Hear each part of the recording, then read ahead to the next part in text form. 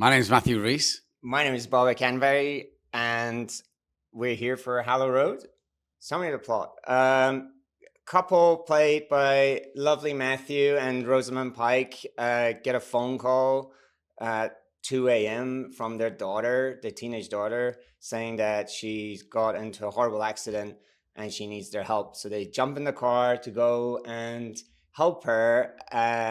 But on the way there, things starts unraveling, and the whole film is with this couple and their daughter on the phone on the other end, and strange things starts happening, and secrets come to surface.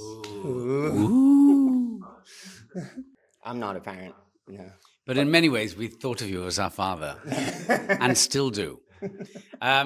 Yes, the simple answer is yes. I think once becoming a parent, the simple notion of, the magic as if, they call as when they say in acting, but if you were to imagine, I think that is quite a powerful tool as to let your imagination use the fact that, if your children were in the same peril, it all then comes pretty much for free, which is a terrifying experience.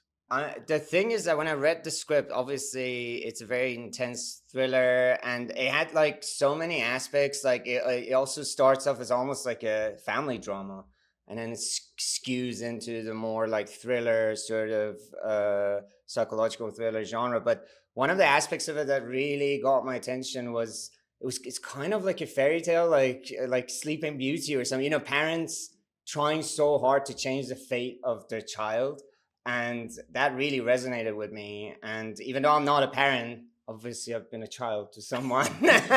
so just like that idea of like how much parents, how far would they go to change the fate of their children, or like protect them from the fate, this like whatever the fate is. That had a fairy tale-esque aspect to it that I really loved. And just how potent and sort of still universal the kind of use of the dark wood is, the dark forest, and how that it plays such a big part in children's imaginations, and that carries on into our imaginations, and I love that was still in use. Yeah, exactly. Like fairy tales, forest is always like could be interpreted as a symbol of unconscious and your psyche, and we had a lot of fun with that. Yeah. You go first. Well, you should start with that. I think it's because I'll say very quickly, I think it's probably more a challenge for you. Yeah. I immediately thought, oh my God, I'll be able to sit down the entire time. It'll be great, and it'll be warm. Comfortably claustrophobic. Climate. I only use said claustrophobic as like climate control. It's everything I wish for. I was wearing sweatpants all through it.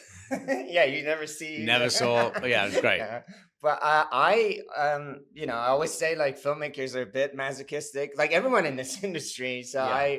I read the script and I was like, well, this is a huge challenge, but I'm going to take it on. So that was like one of the key things that got me hooked, how to tell this really intense story and maintain the audience attention just by staying in the car. And one other thing I wanted to push, I mean, these sort of chamber piece films have been made before. So I was like, what's our version of it? How can we sort of try to do things slightly more differently? So hopefully, yeah, it has like an experimental angle to the whole film. Yeah, has many angles. Yeah. But in fairness to Babak, he said when we first spoke, he said, I know exactly how I want to shoot this film.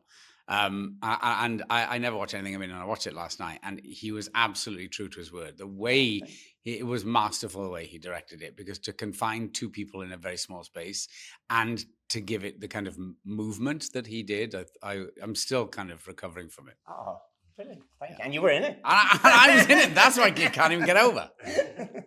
For me, again, talking about like the psychology of the film, like I saw it like, so the film starts like outside the car, and then when they get inside the car, it was like, this is like, there's almost two sides of the story: the objective side that you're just observing these parents, and then once they get into the car, it's almost like the interior of the car becomes their psyche, and you start like living in their sort of anxiety and imagination.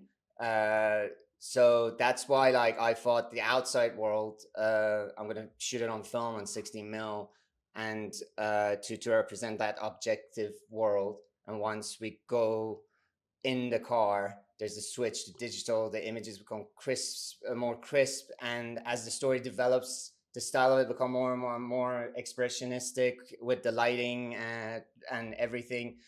And things starts to get weirder and weirder. So that's where the switch happens.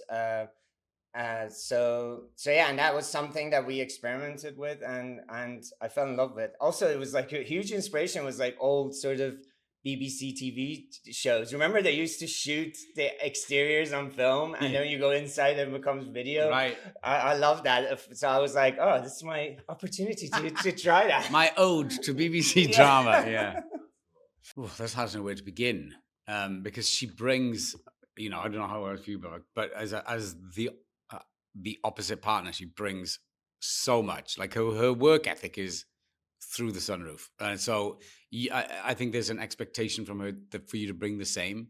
She brings a level of intensity and focus and a dizzying intelligence, just in her approach to the script or the breakdown of it or the character and her interest in your thoughts. And so she's as collaborative as she is. I think she's asking you to kind of reciprocate what she brings, which is a hell of a lot.